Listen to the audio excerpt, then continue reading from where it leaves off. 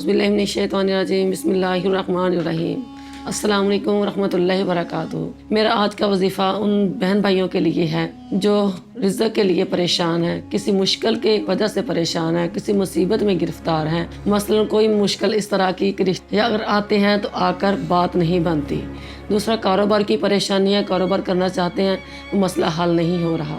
ये तमाम मसले, तमाम मुसीबतें ख़त्म करने के लिए, मदद के लिए ये ऐसा वजीफ़ा है कि इंशाअल्लाह आप करें, चंद दिन करने से आपकी परेशानी दूर होगी। रिश्ते में रुकावट होगी तो वो भी ख़त्म हो जाएगी, हमें बंदिश है तो वो भी ख़त्म हो जाएगी। अल्लाह ताला रिज़्क़ भी अता फरमाएगा, घर में खुशहाली भी होगी और बच्चों के अच्छी जगह से रिश्ते भी आएंगे। हुज़ूर अलैहिस्सलाम का फरमान मुबारक है, जब आप बहुत परेशान हो, बहुत टेंशन में हो तो कुरान खोल कर पढ़ना शुरू कर दिया करो।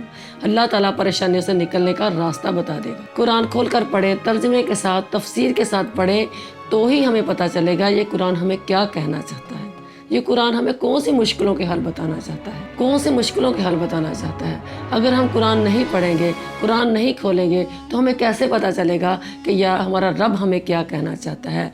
कुरान खोल कर पढ़िए, समझिए, सुनिए, तफसीर के साथ पढ़े ताकि हमें पता चले कि ये कुरान हमें कौन सी मुश्किलों के हल बताना चाहता है। ये हमारी गफलत से उठिए, इससे पहले कि हमारे अपने ही हमें कब्र के हवाले कर दें। इससे पहले कुरान खोलकर पढ़िए कि हमारे अपने हमारे मट्टी के हवाले कर दे, कब्र के हवाले कर दे।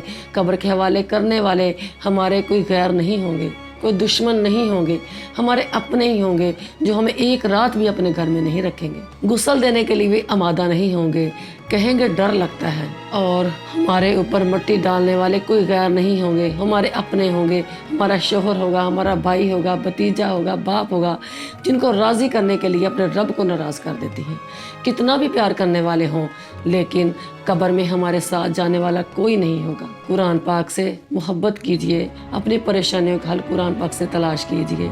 आपको कोई परेशानी है, रिश्ते में रुकावट हो गई है या कारोबार की बंदिश है या बहुत बड़ी मुश्किल है जो हल नहीं हो रही, तो इसके साथ अल्लाह की तरफ से आपके लिए फ़ौरन मदद आएगी। आपने इस तरह से पढ़ना है कि सबसे पहले ये किसी भी नमाज के बाद आप वजीफ़ा कर सकते हैं। अव्वल आखिर दुरूद इब्राहिम के साथ घर में किसी वक्त भी बैठ जाएं। बैठने के बाद बावज़ू होकर किबला रुख बैठ के आयत करीमा पढ़ना है, ला इलाहा इल्ला अंता सुब्हानका इन्नी कुन्तु मिनज़ ज़ालिमीन। पढ़ने के बाद साथ ही सूरह फातिहा की आयत पढ़नी है, इय्याका नअबुदु व इय्याका नस्तईन। घंटा, 1.5 घंटा, 2.5 घंटे जितना ज़्यादा करेंगे आपकी उतनी ज़्यादा जल्दी मुश्किल हल होगी, जल्दी रुकावटें ख़त्म होगी।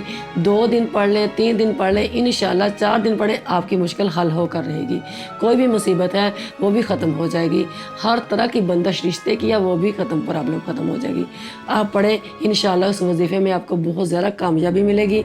नमाज़ों की पाबंदी रखें, अल्लाह आपको दोनों जहाँ की रहमतों नेमतों से नवाजे। आपका कोई भी मसला है, कोई मकसद है, अल्लाह ताला आपके हर मकसद को, हर हाजत को पूरा करे। आमीन।